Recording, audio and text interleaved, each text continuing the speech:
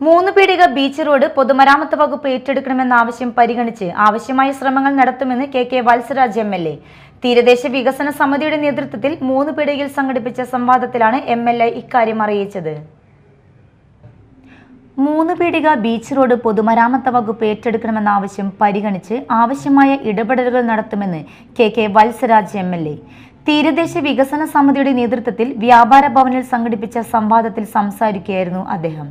മൂന്ന് പീടിക ബീച്ച് റോഡിന്റെ പുനരുദ്ധാരണത്തിനായി 2024-25 സംസ്ഥാന ബഡ്ജറ്റിൽ മുഖ്യമന്ത്രിയുടെ തദ്ദേശ റോഡ് പുനരുദ്ധാരണ പദ്ധതി പ്രകാരം 45 ലക്ഷം രൂപ അനുവദിച്ചിട്ടുണ്ടെന്നും ഇതിന്റെ ഭാഗമായി പകുതിയോളം പ്രവൃത്തി പൂർത്തിയായതായും MLA പറഞ്ഞു. വെള്ളക്കെട്ട് അനുഭവപ്പെടുന്ന ഭാഗങ്ങളിൽ ടൈൽ വിരിക്കണമെന്ന ആവശ്യം ഉയർന്നതിനെ തുടർന്ന് എസ്റ്റിമേറ്റ് പുതുക്കേണ്ട സാഹചര്യം ഉണ്ടായതായും ഇതോടെ 2 കിലോമീറ്റർ ടാറിംഗ് ലക്ഷ്യമിട്ട പദ്ധതി 1 കിലോമീറ്ററായി ചുരുങ്ങിയതായും അദ്ദേഹം വ്യക്തമാക്കി.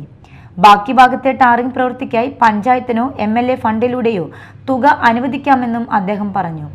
മൂന്ന് പീടിക ടൗണിനോട് വികസന കാര്യത്തിൽ അവഗണനയുണ്ടെന്ന പ്രചാരണം അടിസ്ഥാനരഹിതമാണെന്നും മാർക്കറ്റ് കെട്ടിട നിർമ്മാണത്തിനും ടൗൺ വികസനത്തിനുമായി 5 കോടി രൂപയുടെ പദ്ധതികൾ നടപ്പിലാക്കി വരികയാണെന്നും MLA പറഞ്ഞു. കയ്പമംഗലം ഗ്രാമപഞ്ചായത്ത് പ്രദേശത്തെ വെള്ളക്കെട്ട് പ്രശ്നങ്ങൾക്ക് ശാശ്വത പരിഹാരം കാണുന്നതിനുള്ള പദ്ധതികൾ തയ്യാറാക്കുമെന്ന് ഗ്രാമപഞ്ചായത്ത് പ്രസിഡന്റ് ബീന സുരേന്ദ്രൻ അറിയിച്ചു. തീരദേശ വികസന സമിതി പ്രസിഡന്റ് A സക്കീർ ഹുസൈൻ അധ്യക്ഷത വഹിച്ചു. പെരിഞ്ഞനം ഗ്രാമപഞ്ചായത്ത് പ്രസിഡന്റ് TK രാജു, കയ്പമംഗലം ഗ്രാമപഞ്ചായത്ത് വൈസ് പ്രസിഡന്റ് KK സക്രിയ ഉൾപ്പെടെ വിവിധ ജനപ്രതിനിധികളും ചടങ്ങിൽ പങ്കെടുത്തു.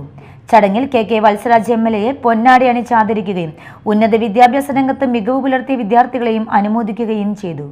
Media time, Kaipamangalam.